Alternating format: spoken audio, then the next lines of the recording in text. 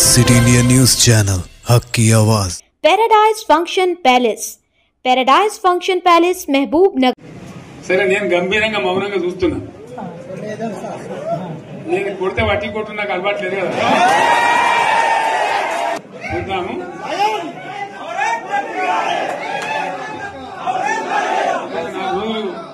కానీ అన్నట్టుగా నేను చూస్తా ఉన్నా. కానీ మనోళ్ళందరూ కూడా ప్రతిపాదిస్తున్న ఏంటంటే ఒక సంవత్సరం జరిగిపోయింది. సంగమేశ్వర ఆన్నే పన్నది, బసవేశ్వర ఆన్నే పన్నది, పాలమూరు ఉత్పత్తుల పథకం ఆన్నే పన్నది, కాళేశ్వరం అట్లా ఎండబెడుతున్నారు. ఇవన్నీ అన్యాయాలని కాబట్టి ఫిబ్రవరి నెలాఖరులో ఒక పెద్ద బహిరంగ సభ పెట్టాలి, మీరు కథ చూడాలి అని జరుగుతూ ఉంది. కాబట్టి మీరు కూడా పెద్ద ఎత్తున దయచేసి ఆ సభకు కదిలి రావాలి. కదా దూరమే ఉండదు. ఆ రకంగా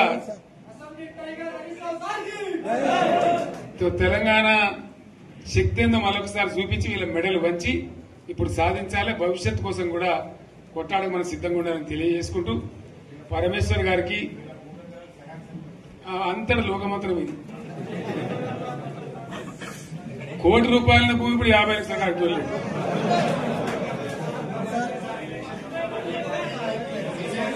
ఈ ఒక్కని బాధ ఒక ఆయన వచ్చింది, మన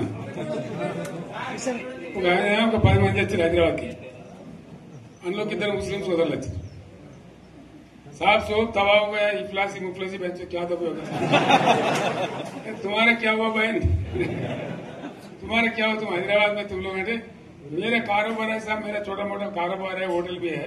70% गिर गया. हर कोई पूछ रहे, हर कोई केसीआर को याद कर रहा है सामान. వాళ్ళు మాట్లాడుతున్నారు. ఎక్కడ ప్రతి ఒక్కరు భూముల ధరలు పోయినాయి, మన్ను పోయినాయి, మసాలా అన్ని పోయినాయి. ఎంత మంచిగా 4 ఎకరాల రైతు నేను 4 కోట్ల ఆసామని అనుకుంటుండే. అంత ధీమా ఉంది, ఎంత బాగుండే. హైదరాబాద్ నుంచి అడిగితే కూడా వచ్చి మనం ఇవ్వకపోతాం భూములు, డిమాండ్ పెరగానని. అంత బ్రహ్మాండంగా మారుమూల ప్రాంతంలో కూడా 40 లక్షలు 50 లక్షలు ఎకరానికి ఉండే. అటువంటిది సగానికి సగం పడిపోయి మొత్తం నాశనం చేసింది. వీళ్ళు ఇట్లే వదిలిపెడితే ఇంకింత నాశనం అవుతుంది. కాబట్టి మనం కొట్లాడాల్సిందే. నేను ఇంకొక మాట మీకు చెప్తా. ఎలక్షన్లలో నేను మస్తుగా చూసిన 50 ఏళ్లలో పార్టీలు గెలితే ఓడతాయి. ఇంత మాయలు ఏడాది లోపలనే కాంగ్రెస్ పార్టీ దొరికితే కొడతాం రానంత గొప్పగా.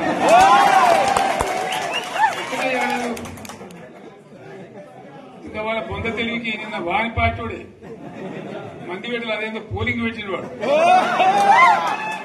చూసారా మీరు? ఆ పోలింగ్ పెడితే 70% మనకు వచ్చింది, 30% మనకు.